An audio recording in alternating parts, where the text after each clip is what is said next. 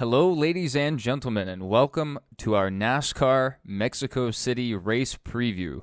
We're going to go over information from Practice 1, Practice 2, go over their averages, and just a little bit about the track and some of the background stories and happenings leading up to this week's race. The track is named for racing drivers Ricardo and Pedro Rodriguez. It's Autodromo Hermanos Rodriguez. The track name in English translates to Rodriguez Brothers Racetrack. It's 7,343 feet above sea level, so there's 25% less downforce, harder to breathe for the drivers, harder to breathe for the engines, so the engines will struggle to make horsepower with roughly 22% less oxygen getting to the motor. They also will struggle to cool the engines and the brakes, so the teams have the option to change their cooling package. The track length is 2.429 miles, and the layout that NASCAR is running is 15 turns. There's a few interesting sections to the track. There's some high-speed S's, and then right before turn 14, they go into some slower speed corners that actually drive under the grandstands. So it's a very unique aspect to this racetrack. And that section actually used to be a baseball field, so that's pretty crazy. That's referred to as the stadium section. So if you hear that during the race, stadium section, that's what we're talking about. The track limits do not apply for most of the track, but especially through the S's and maybe a couple other turns, they have a yellow line painted. It's about 3 feet off the edge of the track, so they can run over those rumble strips, but if they touch that yellow line, NASCAR is going to give them a penalty. That penalty will take the form of there's like a side lane, like a joker lane, so they'll take that, come to a complete stop, and then take back off.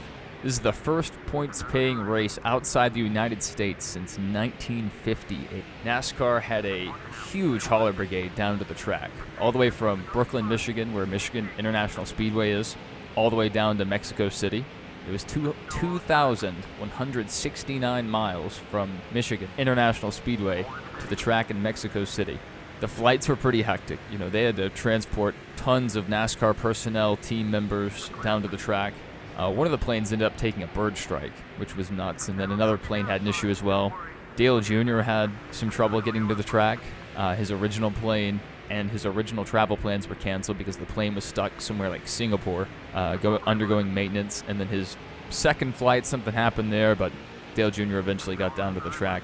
One of the wildest things about the airport travel was Dave Moody. Dave Moody, announcer for the Motor Racing Network, and he's the host on Sirius XM for one of the NASCAR shows. He posted the following tweet. I'll throw it up on the screen. If Charlotte Douglas Airport Terminal D exploded right now, NASCAR would be out of business. Hashtag Mexico bound. The tweet has now been deleted. What a wild tweet. That one should have stayed in the drafts. Another big story going into this week's race is Denny Hamlin did not make the trip down to Mexico. He's already applied for a playoff waiver. NASCAR has approved it. His wife had been on baby watch for like the last 2 weeks, and he set a deadline. If the baby's not out by Thursday, I'm not going. And the baby was born early Thursday, but he still decided to stay to take care of his family. So it's a good thing, good decision from Denny Hamlin. Glad that NASCAR gave him that waiver. And welcome to Earth, Denny Hamlin's first baby boy. So he has 2 daughters. Now he has a son. And in for Denny Hamlin is Ryan Truex. That's Martin Truex's younger brother, which kind of a missed opportunity not to have Martin Truex Jr. drive because, he was such a good road course driver, but I understand he may be out of practice. Ryan Truex, I believe, works as their sim guy, so he should be pretty used to it from a simulation standpoint. And he did run Cup years ago. It was a backmarker team. He's gone on record saying it was probably a mistake to move up that early and for a team with such poor results, but maybe this will show that he's ready for it. So they had a nice hour-long practice session. They had 2 practice sessions. The first one, I believe, was an hour. I tuned in about 10 minutes in. And Ryan Truex led them off. And on one of the first turns, he had a little lockup, but the rest of that run, he ran pretty conservatively, so he was taking care of it. So hopefully Ryan Truex is able to make the most of this opportunity. Noah Gragson, he locked them up, and he scraped the wall, flattened some tires, had to go to the garage, and they're going to a backup car. Daniel Suarez and John Hunter Nemechek also had an off-track excursion. There was a lot of guys running off the track. Since there's less downforce, these cars are sliding around quite a bit. And Goodyear possibly brought a good tire. They were saying, the announcers were saying that they were seeing some fall off through lap times. So maybe that'll encourage some better racing. And honestly, with that less downforce, brings a little bit more of the skill element back into it. Or we'll just see them wad it up several times on Sunday. Who knows? Carson Hocevar drove it in deep. He spun the car and wrecked. I don't know if he went to a backup. The car didn't look too damaged, but they may have. Cody Ware also took a spin, no damage. Austin Cindric also off-track excursion. Stenhouse had a somewhat planned off-track excursion. He explained it beforehand that his strategy was to push the braking zones as far as he could to see really where that line was. So interesting strategy. He didn't, take any damage, so seems like it worked out. All right, let's take a look at the Practice 1 results. So this is just by lap time. Michael McDowell had the fastest lap. Chase Briscoe in second. Ty Gibbs third. Austin Cindric fourth. Kyle Larson fifth. Chris Buescher sixth. Joey Logano seventh. Ross Chastain eighth. Shane Van Gisbergen ninth. And Todd Gilliland 10th. So interesting top 10 there. I mean, there's some, very easy ones to point out. Austin Cindric, good on road courses. Ty Gibbs, skilled driver, had a lot of success in Xfinity on the road courses. Chase Briscoe, Michael McDowell's up there. Chris Buescher, he's a dark horse. Not a lot of people really point to Chris Buescher as being a road course driver, but he is quite skilled and has one of the highest average finishes of all the Cup drivers within the next-gen car on road courses. We have Joey Logano. Sometimes, he's a bull in the china shop. I remember the struggles he had at the Indy road course. Ross Chastain in 8th, so that's our first Trackhouse car. Shane Van Gisbergen in 9th, another Trackhouse car. And I think Suarez was like 12th or something, so right below. And then Todd Gilliland in Michael McDowell's old car. And these guys were all within half a second. At the time, it was 1:34 was the fastest lap. In Practice 2, they got a little bit faster. But in between the two practices, Prime did something that was very cool. They kept the coverage going. They had Michael McDowell up to talk to him after he ran that fast lap. And then Stenhouse also came up to the stage for an interview. So, again, fantastic coverage by Prime. Practice 2 started. I believe it was about a 30-minute practice, though cars didn't really seem to be taking full-speed laps until about 25 minutes in. So I'm not sure what the official time was on that second practice. I didn't see it announced while I was watching, but I'm sure that information's out there. In the second practice, Ty Gibbs kind of lost the car and drove deep over the curbs. His car ended up bottoming out. It was very loud, so they were thinking maybe it was the rub blocks on the bottom of the car hitting each individual curb.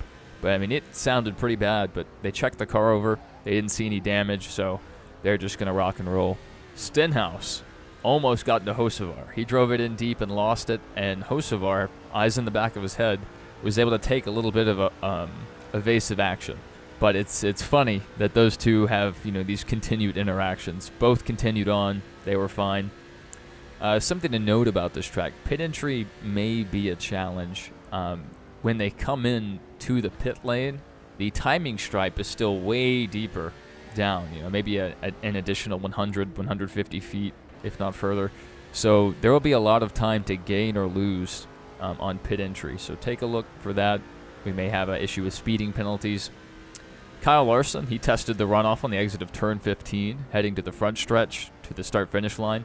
It was very dirty up there, but it seems like if they can get that cleaned up, if enough cars are pushed up there, maybe that would be the preferred line around the track. You're able to straighten it out, get that long straightaway speed. All right, let's take a look at the Practice 2 results. So Practice 2, we have Todd Gilliland in first. We went from 10th to 1st. Ross Chastain up as well in second. Ty Gibbs, about the same as he was in Practice 1, but he's in third, even after having the near incident running over the rumble strips. Ryan Blaney in fourth. Chris Buescher fifth. Ryan Preece 6th. Austin Cindric in 7th. Joey Logano in 8th. Daniel Suarez, the hometown guy, in 9th.